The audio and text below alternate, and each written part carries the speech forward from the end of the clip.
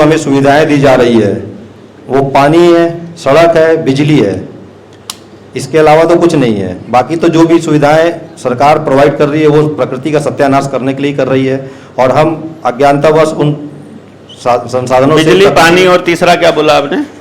बिजली, पानी और सड़क।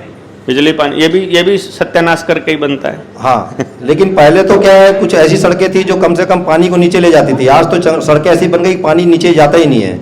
आज तो असल में क्या है कि जो जितने भी शहरों के जो मकान है, मैं इसको मकान नहीं मानता, मैं तो इसको मानता हूँ कबूतर खाने। यानी इंसानों ने शहर में कंक्रीट के जंगल बना लिए। ये कंक्रीट के जंगल नहीं, कबूतर खाने हैं जिसमें इंसानों के दम घुट के मर जाने और हाथ कुछ नहीं आने हैं। क्योंकि जब से चली गई है असल जिंदगी में इंसान के जीवन से झोपड़ी, 24 घंटा इंसान की गर्म रहने लगी है खोपड़ी। 100 साल जीने वाला 50 साल में ठंडा हो जा रहा है, लेकिन खोपड़ी ठंडी नहीं हो रही है और खोपड़ी फट जा रही है गर्मी से। खोपड़ी गर्मी से ही आदमी चाह रहा है आज, क्योंकि वास्तविक जिंदगी, सच्ची और अच्छी जिंदगी जीना भूल चुका है। केवल झूठ और दिखावे की जिंदगी जी रहा है। जैसे आपने बताया कि एक दूसरे को देख के जी रहे हैं, एक दूसरे को देख के कॉपी कर रहे हैं। सच्चा काम करने के लिए ताकत नहीं बची और झूठा काम करने की होड़ मची हुई है। तो कुछ लोगों ने, हमारे मित्रों ने ऐसा भी सोचा है कि भाई यहाँ से इन सब व्यवस्थाओं से कट के 10-20 एकड़ किसी जंगल में जाके ले लिया जाए, वहाँ 10-20 परिवार चले जाए। प्राकृतिक रूप से जो ऐसा जीवन पहले होता था कि खेती की और रिसाइकल होता था, उसी पद्धति से जीवन जिया जाए और कुछ अच्छा और सच्चा करने का प्रयास किया जाए। तो क्या इस क्षेत्र में मतलब इस रास्ते में आगे जाना चाहिए?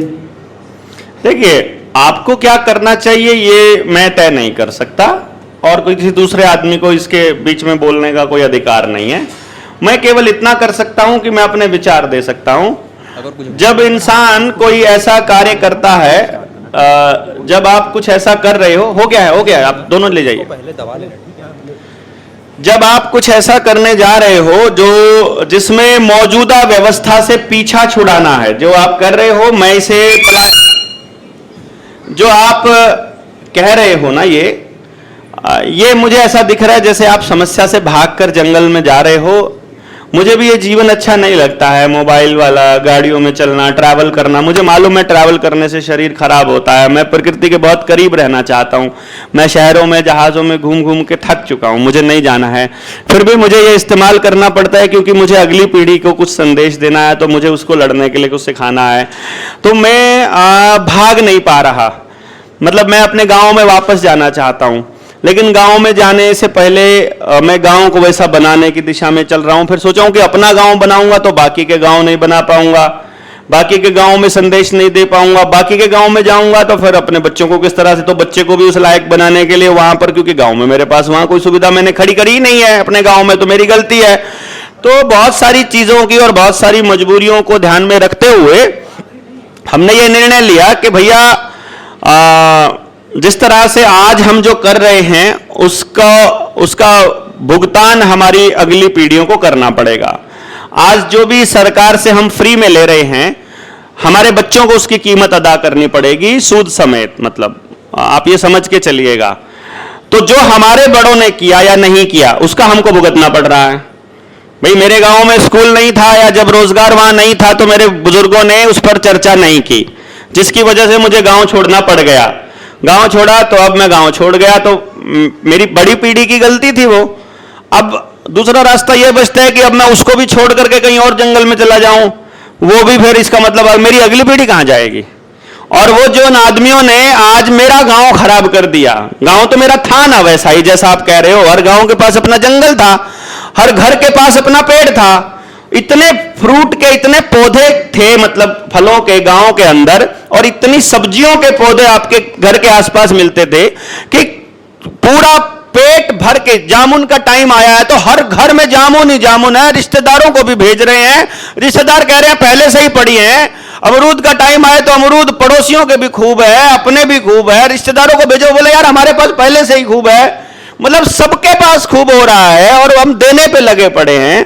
वो प्रोसेस को छोड़ करके हम शहर में चले गए, अपना गांव बर्बाद करके। अब कोई 10 एकड़ आबाद करोगे, कल को उसको बर्बाद करने में कितना टाइम लगेगा। अगली पीढ़ी को समझ दे दी, गांव को समझ दे दी, तो जो खराब हुआ उसको ठीक भी कर लेंगे। जो कंक्रीट का जंगल गांव ने बना दिया है, अब पक्के मकान में मन नहीं लगता है। झारखंड में थे हम लोग, कल के यात्रा की बता रहा हूं मैं, परसों भी वहीं थे, 2-3 दिन का ट्रेनिंग प्रोग्राम था। वहां आदिवासियों के इलाके में चले गए, उनके गांव में जब हम गए तो एक ही परिवार ने 2 मकान बनाए हुए हैं, एक कच्चा है, एक सीमेंटेड है।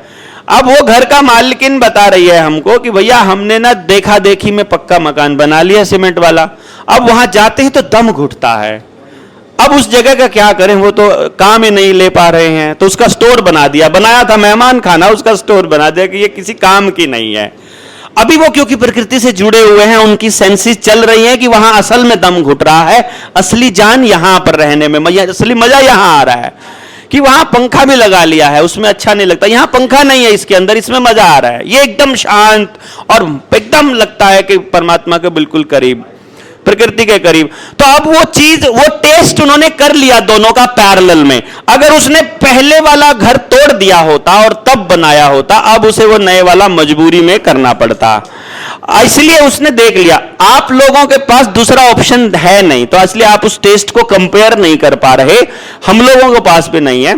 लेकिन एक दिन गांव को समझ आएगा, समझाते समझाते गांव वाले बोलेंगे कि भैया देखो हमको ऐसा इंतजाम करना है कि पानी साफ हो, हमारा अपना हो, और नीचे अंडरग्राउंड पानी जाए जब बारिश आए, और साफ पानी ऊपर से आए, तो केमट्रेल भी बंद करानी पड़ेगी अपने को, ये क्लाउड सीडिंग वगैरह भी बंद करानी पड़ेगी। इसके लिए तो पूरा जागरण का अभियान चलाना पड़ेगा। और 10 एकड़ में कौन सा केमिकल वाली बारिश नहीं करा सकते वो, वहां करोगे क्या, कितना बच के भागोगे, किधर भागोगे? समस्याओं से भागने में समाधान नहीं है भैया। एक दिन कभी ना कभी तो समस्या के सामने खड़ा होकर आंख दिखा के लड़ने वाली पोजीशन में आना ही पड़ेगा कि तुम कौन, मतलब उस समस्या से पूछना पड़ेगा तुम्हारी क्या औकात। यार आदमी हम भी कुदरत ने बनाए हैं, परमात्मा ने बनाए हैं, और हमको भी जीने का उतना ही अधिकार है जितना तुमको है। तुम हमारे बॉस कैसे हो गए? तुम हमें कैसे बताओगे कि हमें कैसे जीना है? तुम क्यों बताओगे हमको?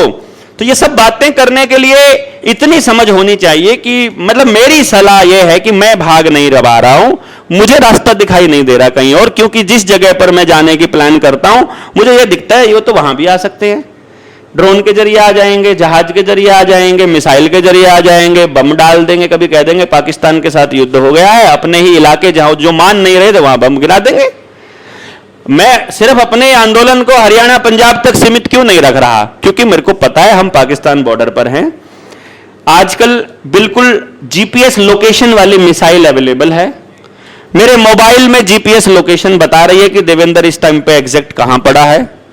उस लोकेशन के हिसाब से आप मिसाइल दागो, अपने घर पे आके गिरेगी।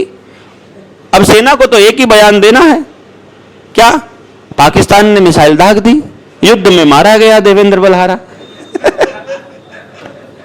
है कि नहीं?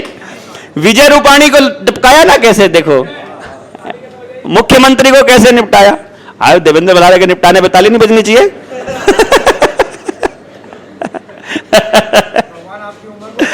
तो मतलब ये, मतलब देवेंद्र बलहारा सिंबॉलिक बोला है मैंने बोला किसी को भी निपटाना है। उसने जो जो अपन लोग बैठे हैं यहां, लोकेशन पता लग गई है कि भैया एक काम करो, 30, 31 अक्टूबर और 1 नवंबर को रायपुर के इस वाले लोकेशन पे कितने लोकेशन थी, कौन कौन थे, चेक करो, पता लग गया उनका मोबाइल का लोकेशन पता लग गया तो मोबाइल नंबर पता चल गया, मोबाइल नंबर पता चल गया तो आधार कार्ड से पता लग गया, सारा घर का एड्रेस पता लग गया, घर का एड्रेस पता लग गया तो क्या लग गया पता, सब कुछ पता। फिर तो कभी लपेट लो भैया, सड़क पे चलते लपेट लो, कभी थाने में लपेट लो, कभी किसी और मुद्दे पे लपेट लो। तो ये सिर्फ बॉर्डर एरिया में नहीं चलेगा, इसके अंदर तो ये होना चाहिए कि बॉर्डर एरिया में गड़बड़ हो रही है तो मध्य प्रदेश खड़ा हो रहा है, मध्य प्रदेश में गड़बड़ हो रही है छत्तीसगढ़ खड़ा हो रहा है। उनको यह समझ में आया कि तुमने तो ये बांटे थे राज्यों में, तुमने तो राज्य बांटे थे, ये कौन सी शक्ति आ गई जो इनको जोड़ने चल पड़ी दोबारा से एक भारत बनाने की दिशा में। हम वो बॉर्डर तुम रखो, उनके राजनीतिक बॉर्डर होते हुए हम भारत को पूरा भारत बना सकते हैं दोबारा से, फर्क रहने ही नहीं देंगे हम छत्तीसगढ़ में और हरियाणा में। लो भैया बन गया परिवार एक, टेंशन खत्म।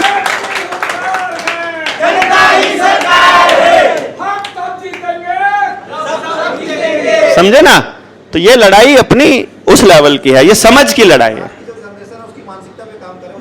आज की जनरेशन की मानसिकता पे काम करने की जरूरत है, लेकिन उस मानसिकता पे आप कोई काम नहीं कर पाएंगे। जो ये लोग हैं ना, जितने यहां बैठे हैं, ये सब थोथे चने हैं।